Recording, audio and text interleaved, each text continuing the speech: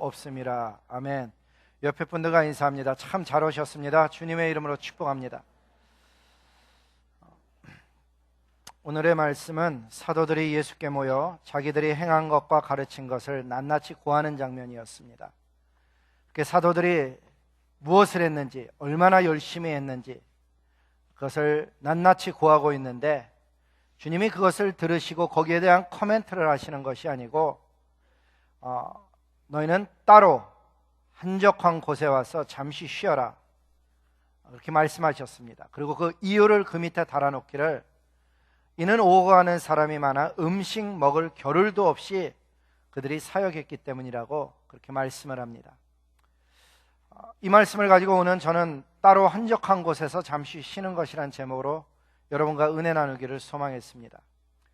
미국의 심리학자였던 웨인 오츠라는 사람이 1999년에 사망했는데, 뉴욕타임즈는 그의 부고란에 두 가지 사실을 썼다고 합니다. 첫째는 그가 57권의 책을 썼다. 한 사람이 일생에 한두 권 책 쓰는 거 쉽지 않은데 굉장히 바쁜 많은 일을 하면서도 57권의 책을 썼다. 그것과 두 번째는 그가 워커홀릭, 일 중독이라는 단어를 처음으로 만든 사람이다 라고 썼다고 합니다. 이 웨인 오츠가 1968년에 그의 책을 쓰면서 뭐라 그랬는가 하면, 자신의 부지런함, 자기가 부지런하게 사는 것에 대한 강박관념이 있는데, 그 강박관념이 다른 중독 증세와 비슷한 장애를 자기에게 주었다고 고백하면서 워커홀릭이라는 단어를 처음으로 사용했습니다. 이 일중독과 관련된 연구들을 읽어보면은 그 일중독, 워커홀릭이 주는 폐해가 불면증도 있고요, 어떤 사람은 체중이 증가하기도 하고 감소하기도 하고, 혈압을 변화시키기도 하고, 걱정, 그리고 우울증과 깊은 관련이 되어진다라고 이야기들 합니다. 일중독 증세를 보이는 사람과 결혼한 배우자는 결혼 생활이 불행하다고 답하는 비율이 상당히 높은데, 그건 놀라운 일이 아니죠. 특별히 부모가 일중독인 자녀 경우도 그렇게 다르지 않다고 합니다. 대학생들을 대상으로 한 연구를 보면 일중독을 가진 부모를 가진 대학생들의 경우 알코올 중독 부모보다, 알코올 중독을 가진 부모님보다, 중독자인 부모를 가진 경우보다 우울증 지표가 72%나 높게 나왔다고 합니다. 그러니까 일중독은 자신에게만 영향을 주는 것이 아니고 배우자에게도 영향을 주고 자녀들에게도 영향을 아주 높은 강도로 준다는 사실을 알 수가 있습니다. 자료를 찾아보니까 변호사나 의사, 심리학자들 사이에서는 일중독자의 비율이 23%나 된다고 합니다. 쉽게 얘기하면 4사람 중에 1사람은 일중독인 경향이 있다는 것이죠. 소득이 8만 불 이상 되는 사람, 그 사람들은 자신이 나는 일중독인 것 같다 하는 사람이 38%라고 합니다. 쉽게 얘기하면 10사람 중에 4명이 8만 불 이상을 버는 사람들 가운데 일중독이 있다는 사실이죠. 근데 제가 이거 읽으면서 고개를 갸우뚱한 부분은, 그 밑에 보니까 아무 일도 안 하고 소득이 없는 사람의 22%가 나는 일중독자다 그렇게 불렀다 그래서, 이게 얼마나 신뢰성이 있는 연구인가, 그게 제가 좀 이상했어요. 아무것도 안 하면서 일중독에 걸린 사람 22%나 된다는 것입니다. 미국의 심리학자이자 노스캐롤라이나 샬롯 대학의 교수인 브라이언 로빈슨 박사님은 일중독은 가장 잘 포장된 정신건강의 문제다라고 이야기했다고 합니다. 그러니까 어찌 보면은 이것이 부지런함인지 아니면 진짜 중독 현상인지 구분해내기가 쉽지가 않은 것이죠. 다음 12가지는 제 자신을 진단하면서 제가 적은 거예요. 그러니까 이게 어디에 있는 게 아니고 제가 만들어낸 거라서 정확하지 않을 수가 있습니다. 그러나 어떤 분은 저와 비슷한 증상을 겪고 있으리라고 생각이 되어져서 한번 여러분에게 보여드리기로 했습니다. 첫째, 나는 보통 다음날 어떤 일을 해야 하는지 생각한 후에 잠을 청한다. 둘째, 잠자리에 들어서도 내가 오늘 다 이루지 못한 일, 남겨놓은 일이 어떤 것이 있는데라고 생각하며 잠이 든다. 셋째, 나는 아침 일찍 집에서부터 일을 시작하고 있고 많은 경우 집과 사무실에 경계가 없이 일한다. 넷째, 나는 저녁 식사 후에도 보통 회사 일을 다시 꺼내어 일하기 시작한다. 다섯째, 나는 아무도 일하지 않는 시간에 그 시간대 일하기도 한다. 쉽게 얘기하면 2시, 3시, 막 1시, 새벽 이렇게 일한다는 얘기예요. 여섯째, 나는 아무도 출근하지 않는 이른 시간에 출근하면서 러시아워를 피해서 더욱 효율적으로 일한다고 말하지만 사실 퇴근도 비슷한 이유로 다른 사람들보다 보통 더 늦게 하고 있다. 일곱 번째, 나는 간단히 책상에서 도시락 혹은 샌드위치로 점심을 먹어가며 계속 일을 한다. 여덟째, 나는 가족의 행사, 가족 혹은 배우자와 함께하는 외식보다도 회사의 모든 미팅과 일이 그 무엇보다도 앞선다. 아홉 번째, 나는 배우자 혹은 자녀들이 뭘 힘들어하는지 전혀 모르고 일에만 몰두하고 있다. 열 번째, 나는 가족 안에서 일어나는 모든 일은 사치 혹은 감정적인 것이라고 생각한다. 11번째, 나는 주말 혹은 주일에 쉬는 날이 아니다. 주말이나 주일이야말로 나에겐 가장 일하기 좋은 때이며 남들이 쉬는 때야말로 내가 앞서갈 기회라고 생각을 한다. 12번째, 나는 쉬는 것 자체가 오히려 더 힘들다. 나는 휴가 때에도 직장일을 싸가지고 가서 바닷가를 바라보며 일하고 싶어 한다.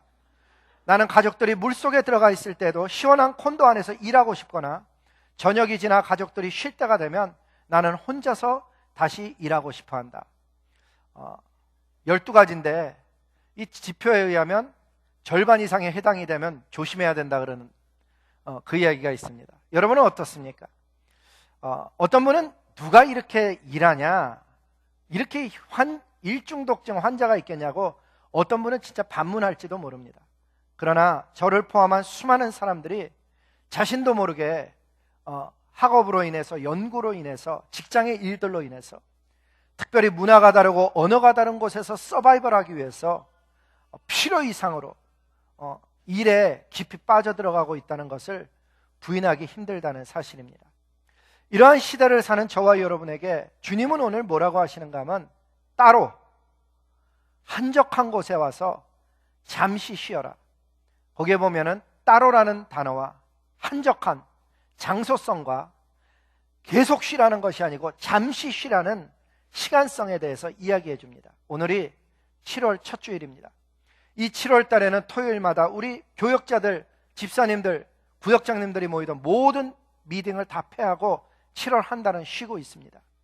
이런 쉼의 시간에 딱 한 가지, 쉬지만 놓칠 수 없는 것 한 가지, 전도에 관한 것만 남겨놓아서 7월 둘째 토요일 날 전도에 관한 클리닉 빼놓고는 전체 모임을 다 쉬고 있습니다.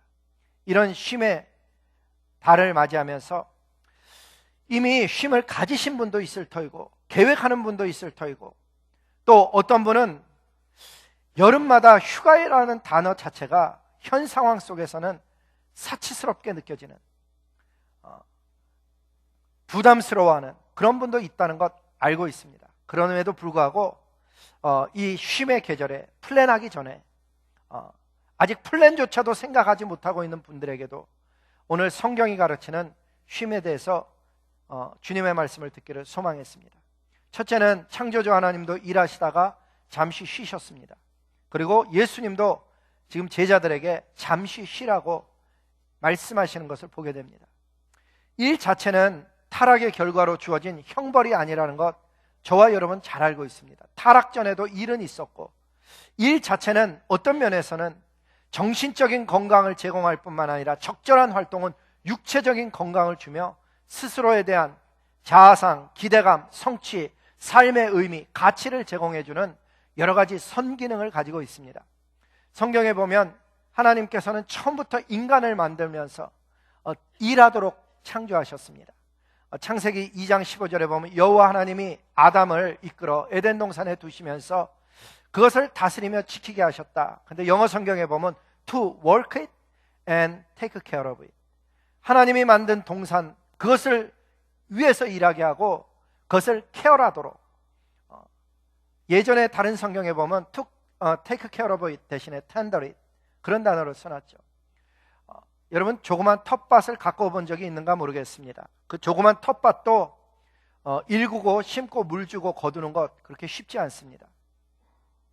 그런데 아담이 맡은 이 태스크는 조그만 텃밭이 아닙니다. 성경을 읽어보면 동산에 흐르는 물줄기가 개울이 아닙니다.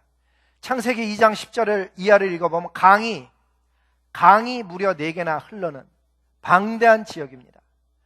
그 지역을 아담에게 맡긴 것입니다. 아담이 그 지역을 돌보는 일, 결코 쉽지 않은 과제였고 만만치 않은 과제였을 것입니다. 동시에 하나님은 아담에게 그 일을 맡기면서 매일 일만 하며 살도록 그렇게 디자인하지도 않으셨고 기대하지도 않으셨습니다. 하나님이 기대하는 일은 적절한 수준의 만족일 뿐만 아니라 의미였습니다. 고단한 하루 중 밤을 주셔서 쉬게 하셨고 일주일의 하루는 주님 안에서 안식하도록 삶을 디자인하셨습니다. 새겨들어야 하는 것은 일주일의 하루를 그냥 쉬는 것이 아니고 하나님 안에서 안식하도록 했다는 내용입니다. 저와 여러분이 이미 알고 있다시피 일을 주신 이유, 고통이 아니라 했습니다. 하나님 그 안에서는 그 일이 의미가 있었는데 하나님을 버리고 사단의 종이 되어 타락해서 살기 시작하면서부터 범죄 이후서부터 일은 고단한 삶으로 변해버렸습니다.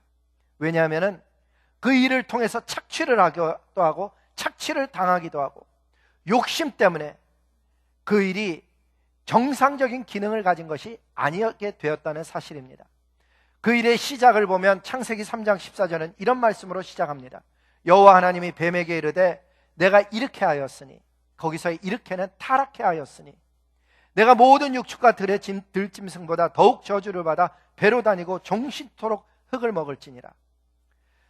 우리가 창세기 공부할 때 이미 다 살펴봐서 알겠지만 여기서 등장하는 뱀은 우리가 생각하는 조그만 스네이크가 아닙니다. 영어 성경에 보면 스네이크가 아니고 serpent라는 크기가 크고 독이 있는 뱀을 말하면서 요한계시록에서는 이 뱀의 정체를 다음과 같이 가르쳐줍니다. 요한계시록 12장 9절에 보니까 큰 용이 쫙쭉 내어 쫓기니 옛뱀, 에덴 동산에 있었던 그 뱀이요 곧 마귀라고도 하고 사단이라고도 하는 온 천하를 꿰는 자라. 땅으로 내어 쫓기니 그의 사자들도 저와 함께 내어 쫓기니라. 여기서 나타나는 뱀의 정체는 분명하게 의미하기를 사단이라고 합니다. 흙을 먹는다는 표현, 여러분 우리가 알고 있다시피 뱀은 흙을 먹지 않습니다. 근데 이 흙을 먹는다는 표현은 왜 썼는가 하면 그 당시 고대 근동지방에서는 수치스러운 삶을 살라고 누군가에게 저주를 할 때 흙, 먼지를 먹고 살아라. 그 의미는 깨끗하고 잘 준비된 위생적인 식사와 비교되는 흙이 들어간 음식, 비참한 삶, 그런 삶을 살라고 저주할 때 흙이 들어간 음식을 먹고 살아라 이랬습니다. 첫째 의미는 바로 그 의미입니다. 너가 흙을 먹고 살리라 하는 얘기는 비참한 삶을 살리라, 아무도 너에게 대접하지 않는, 정찬을 먹을 수 없는 그런 비참한 삶을 살리라는 것을 의미합니다. 둘째로는 우리 신학자들이 가르쳐주기는 뭐라고 가르치는가 하면 사단이 흙으로 만들어진 사람, 그들을 사망으로 이끄는 일을 주업으로 삼으며 종신토록 그 사망의 사람들을 먹으며 살라는 것으로 표현했다라고 그렇게 가르쳐줍니다. 여자에게는 해산의 고통이 더해졌고 남자에는 노동의 고통이 더해졌습니다. 하나님 섬기는 것을 버리고 사단을 쫓은 범죄의 결과로 자신의 삶 전체가 변했고 일하는 의미와 그 영향, 더 이상 땅은 소산을 내지 않고 예전과 같은 열매를 주지 아니하고 오히려 가시와 엉겅퀴를 내는 고통이 뒤따르게 되었다고 이야기하는 것입니다. 오늘날도 마찬가지입니다. 하나님을 만나지 못하면 그 일은 열매를 갖는 일이 아니고 어쩌면 일에서 가시와 엉겅퀴의 느낌을 받는 그런 삶을 살아가는 수많은 사람들이 오늘날에도 있다 하는 것입니다. 하나님께서는 자신의 아들과 딸들이 계속해서 그렇게 일하며 살 것인데 고통당하는 것 원하지 않으셨습니다. 그래서 자신의 아들과 딸들을 출애굽시키면서 안식에 대해서 가르쳐줍니다. 그 안식은 단순히 쉬는 것을 넘어서서 장차 들어갈 하나님의 나라의 쉼을 예표하는 그러한 안식의 개념이었습니다. 출애굽기 16장 29절서부터 30절에 보니까 볼지어다 여호와께서 너희에게 안식일을 줌으로써, 안식일은 누가 주었느냐? 사람이 제정한 것이 아니고 하나님께서 그것을 주셨는데 6일 동안에는 열심히 일하지만은 제7일 때는 쉬어야 되는데 쉬면 그들이 나가서 만나를 거둘 수 없으니까 6일째에는 하나님께서 7일 날 먹을 것을 주시는 것입니다. 그래서 이렇게 되어져 있습니다. 7일에는 아무도 처소에서 나오지 말아라. 6일에는 이틀 양식을 주겠다고 이야기하시는 것입니다. 따라서 백성들이 7일날 안식할 수 있었다라고 성경은 기록하는 것입니다. 그렇습니다. 일주일에 하루는 쉬라는 것입니다. 그런데 쉼이 그냥 쉬는 것이 아닙니다. 예배를 드리며 하나님 앞에 쉬라는 것입니다. 어디서 그렇게 가르쳤느냐? 이사야 선지자를 통해서 이사야 66장 23절에 보면 여호와가 말씀하시기를 매월 초하루와 매 안식일에 모든 혈육이 내 앞에 나와 예배하리라. 그냥 쉬는 것이 아니고 예배하는 것이 쉼이라고 성경은 분명하게 가르쳐줬습니다. 그런데 사람들이 항상 그러하듯이 치우칩니다. 세월이 지나면서 진정한 의미는 깨닫지 못하고 안식이라는 날에 집착하는 것을 하나님 보셨습니다. 성령께서 다시 말씀하십니다. 골로새서 2장 16절에 보니까 먹고 마시는 것, 절기, 초하루, 안식일 그런 거에 집착하지 말아라. 그런 모든 것들은 장래일의 그림자라고 가르쳐 주십니다. 오실 메시아, 너희들의 죄를 해결하시고 그 안에서 쉼을 얻게 하는 그 메시아가 오시기 전까지 나를 지켰던 것이지 날 자체에 의미가 있는 것이 아니라고 말씀해 줍니다. 일에 고통이 가해졌고 땅이 저주를 받아 가시와 엉겅퀴를 내는 상황 속에서도 하나님께서는 그분의 자녀들에게 안식하는 법을 가르쳐줬을 뿐만 아니라 안식의 의미를 가르쳐주고 그날 예배를 드리라는 것뿐만 아니라 장래일의 그림자라는 것을 가르쳐주고 특별히 일해야 되는 의미를 요한복음 6장 27절을 통해서 다음과 같이 가르쳐 주셨습니다. 너희는 썩을 양식을 위해서 일하지 말고 영생하도록 있는 양식을 위하여 하라. 하나님의 자녀들이 이 말씀을 들으면 깨닫지만 성령이 없는 사람들은 이 말씀이 썩을 양식이 무엇이고 영생하는 양식이 무엇인지 모르고 살아갑니다. 대표적인 몇 가지만 이야기해보면 썩을 양식은 다음과 같은 특징을 가지고 있습니다. 첫째, 일할 때 하나님과 상관이 없습니다. 나의 기쁨, 나의 야망을 위해서 합니다. 맨 처음에 일은 하나님께서 만든 동산을 가꾸는 것이었고 하나님의 기쁨을 위한 것일 뿐더러 자신 속에 자아상과 만족과 기대감을 새롭게 하는 것들 여러 가지 아름다운 선기능을 가지고 있었습니다. 그런데 하나님을 떠난 썩을 양식을 위해서 일하는 기능 속엔 더 많이 갖는 것, 더 높은 자리로 올라가는 것, 더 인정받는 것, 더 권력을 갖는 사람들이 되기 위해서 끊임없이 일하고 도전하는 모습으로 일이 바뀌어진다는 사실입니다. 썩을 양식을 위해서 일하는 모습입니다. 두 번째는 일할 때 자신이 편하고자 누군가에게 과중한 일을 부담시키는 것. 좀 다른 얘기로 하면 나쁜 단어를 쓴다면 착취에 해당이 됩니다. 직장에 다니는 분들 종종 경험하겠지만 같이 일하는 사람이 자기는 쉬운 일만 맡고 자꾸 어려운 일만 떠맡기면은 마음이 참 힘들어집니다. 근데 그런 일은 종종 발생되어집니다. 썩을 양식을 위해서 일하는 사람, 그 일의 가치를 모름으로 인해서 진정한 일의 의미를 모름으로 인해서 하나님의 영광을 위해서 한다는 걸 깨닫지 못함으로 인해서 일을 편하고 어려운 일로 가르고 자기에게 유익이 되고 유익이 안 되는 걸 밀어내는 그런 썩을 양식으로 변한다는 사실입니다. 마지막은 일 자체에 중독이 되거나 필요 이상으로 일에 욕심을 내는 경우입니다.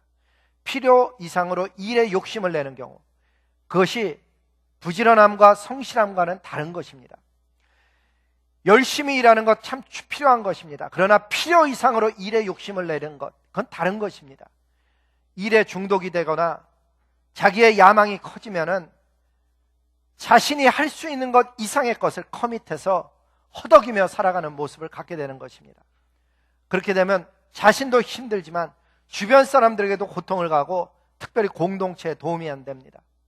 반면에 영생하는 양식을 위해서 일하는 모습은 다음과 같이 다른 모습을 갖습니다. 첫째, 일을 할 때 하나님의 기쁨과 영광을 위해서 할 뿐만 아니라 같이 일합니다. 이 같이라는 의미는 동료들과 같이 일하는 것, 옆에 주변 사람들과 함께 사역을 같이 하는 것을 말하기도 하지만 하나님과 같이 일하는 것을 의미합니다.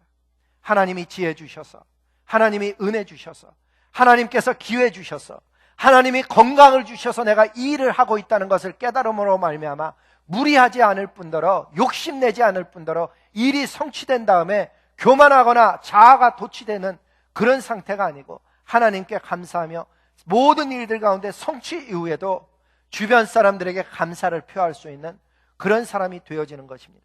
하나님께서 어떻게 보시는가? 그게 가장 큰 주 관심 대상이 됩니다. 일을 할 때 하나님의 영광과 기쁨을 위해서 함으로 인해서 하나님은 이 일을 어떻게 보시는가? 진행하는 과정을 하나님은 어떻게 보시는가? 그것을 깨닫게 되는 사람, 영생의 일을 하고 있는 사람인 것입니다. 일을 할 때 부지런하고 성실하게 합니다. 아까도 이야기했지만 부지런함과 성실함, 그것과 일에 욕심을 내는 것은 다른 것입니다. 부지런하고 성실한 사람은 대부분의 경우 일하는 곳에서 리더가 됩니다. 모든 일터는 하나님의 영광을 드러내는 장소라고 분명하게 알고 있습니다. 그래서 게으름을 밀어냅니다. 왜? 게으름 자체는 일터를 파괴하는 기능을 갖고 있기 때문입니다. 저와 여러분이 일을 할 때 부지런하고 성실하게 하는 건 하나님의 영광을 위해서 그러야 하는 것입니다. 나의 욕심을 이루기 위한 성취의 도구가 아닌 것입니다. 마지막 영역은 일을 나누어서 합니다. 필요 이상으로 욕심내지 않는 지혜, 시간이 허락하는 적절한 선을 아는 지혜, 그것이 하나님 앞에서 얻어야 되는 일에 대한 지혜입니다. 마음이 앞서면 시간이 없으면서도 그 일을 맡고 마야 맙니다. 이 일 저 일을 내가 담당하다 보면 오히려 그 일을 해내지 못할 때에는 공동체에 힘든 방해되는 존재가 되어지는 것, 우리가 깨달아야 하는 것입니다. 기도하기는 이 자리에 앉아 계신 모든 분들이 오늘의 메시지를 들으면서 하나님 앞에 영생하도록 있는 양식을 위해서 일하는 지혜를 실제로 구할 수 있기를 소망하는 것입니다. 그러기 위해서는 창조적인 쉼을 계획하는 것이 필요합니다. 지난 20년간 저는 이 한 지역에서 한 교회만을 섬겨와서 수많은 가정들을 다양하게 볼 기회가 있었습니다. 그분들 중에는 정말 안식년의 의미, 그대로 잘 안식하고 귀국하는 가정들을 보았고, 정반대의 가정, 영어로 인해서 혹은 원하는 것을 이루지 못해서 이 미국 땅에 안식하러 왔다가 더 피곤한 삶을 안고 돌아가는 수많은 가정을 보았습니다. 제가 본 가정들 가운데 미국에 와서 정말 쉼의 시간을 가진 가정들은 거의 예외가 없이 하나님과의 좋은 관계를 회복하고 가는 가정들이었다고 고백할 수 있고, 그분들은 올 때서부터 좋은 계획과 생각을 가지고 왔던 것을 볼 수가 있습니다. 저는 이민자의 가정도 똑같은 경우라고 봅니다. 아니, 어떤 면에서는 이민자들이야말로 쉼이 필요한 분들입니다. 창조적인 쉼이 정말 필요한 분은 이민자들입니다. 대부분의 이민자분들은 쉼을 모르고 살아갑니다. 아니, 쉬고야 된다는 걸 알지만은 이 땅에서 여러 가지 환경과 사정으로 인해서 쉬지 못하고 일해야 되는 상황 속에 들어가 있는 것입니다.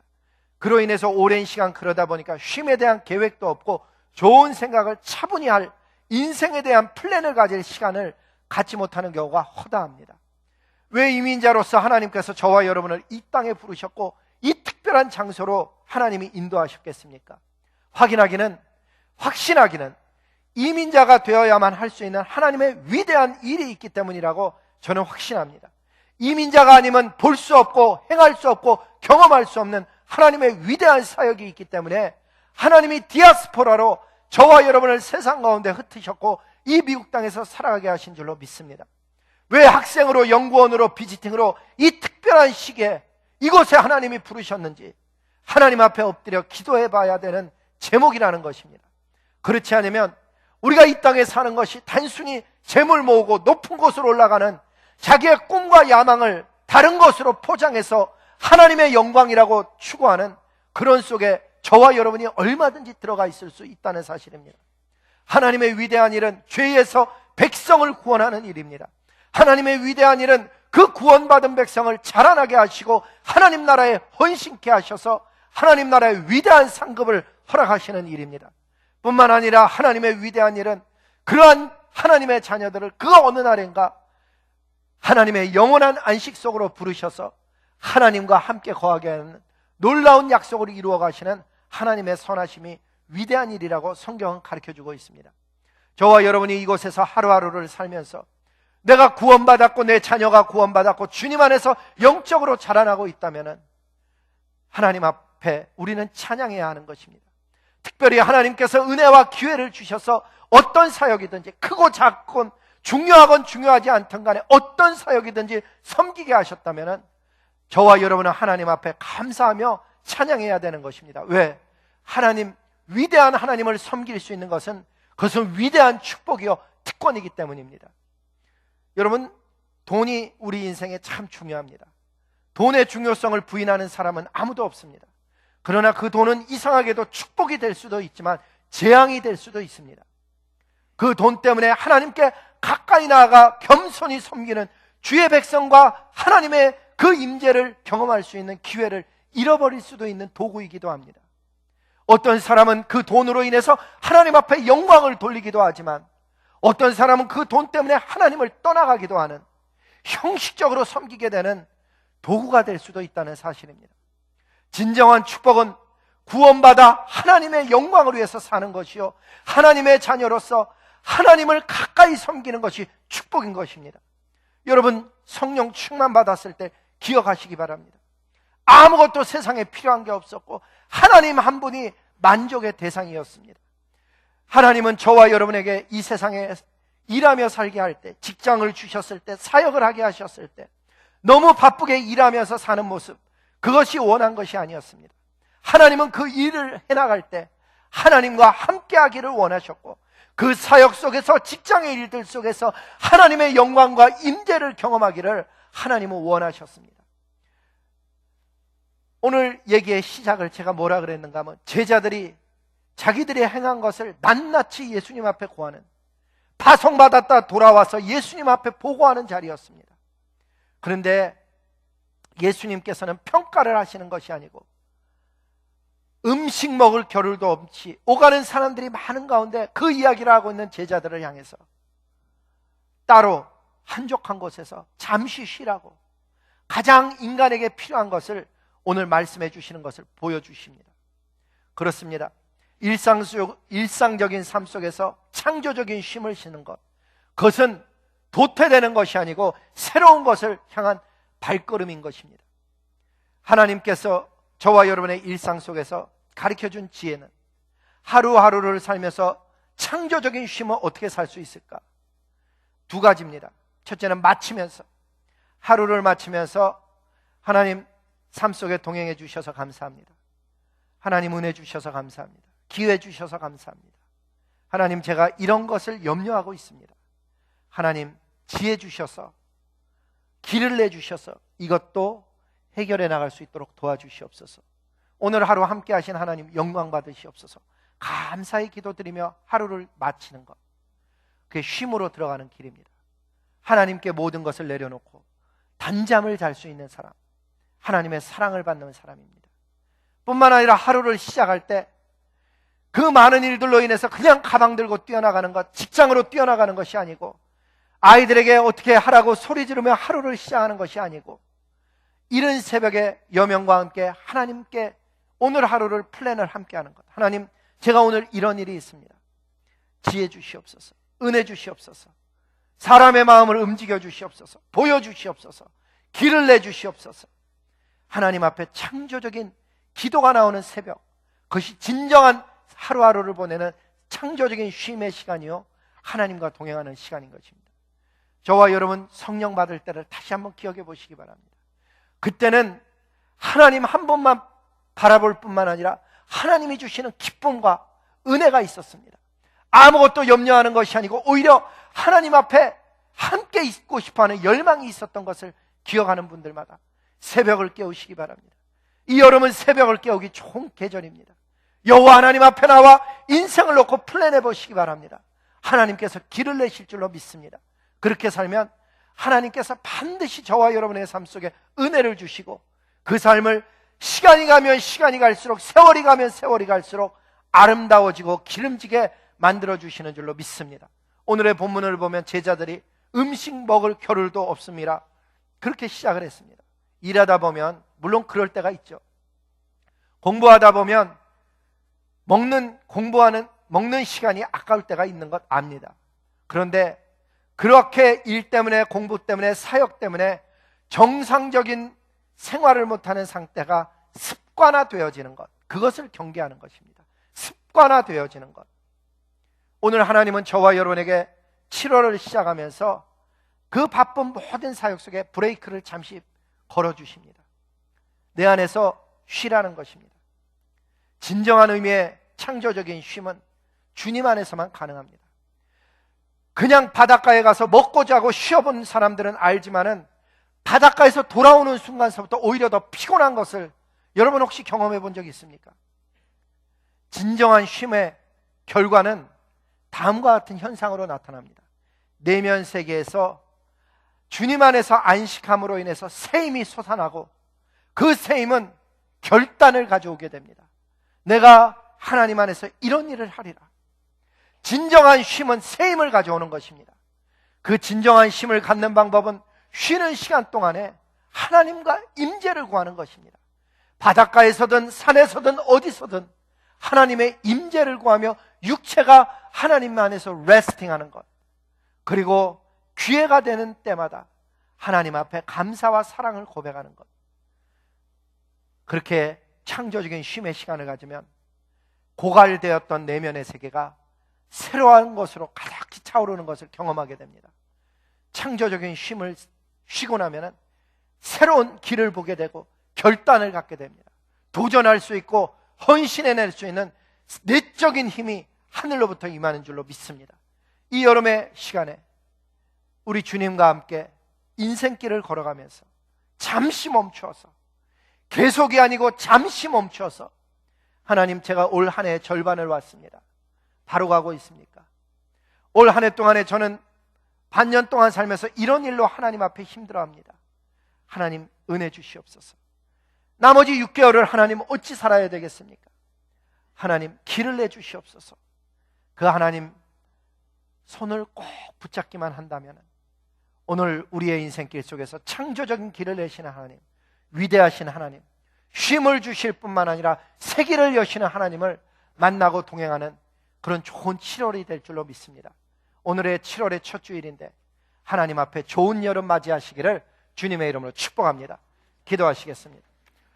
거룩하신 아버지 하나님, 주님께서 제 마음속에 주신 은혜 적어서 선포하여 싸우니 말씀이 떨어지는 곳마다 열매를 맺게 하여 주시옵시고, 특별히 우리의 쉼이 하나님 나라의 기쁨과 영광을 드릴 뿐만 아니라 하나님과 동행하며 우리의 인생이 하나님께로 조정되어지며 거저 살아가는 것이 아니고 복음을 위해서 살아가며 이 땅에 살아가면서 나누고 베풀 뿐만 아니라 하나님 나라의 위대한 일을 선포하며 살아갈 수 있도록 은혜 허락하여 주시옵소서. 영광된 예수 그리스도의 이름으로 감사하며 복을 빌며 기도드렸습니다. 아멘.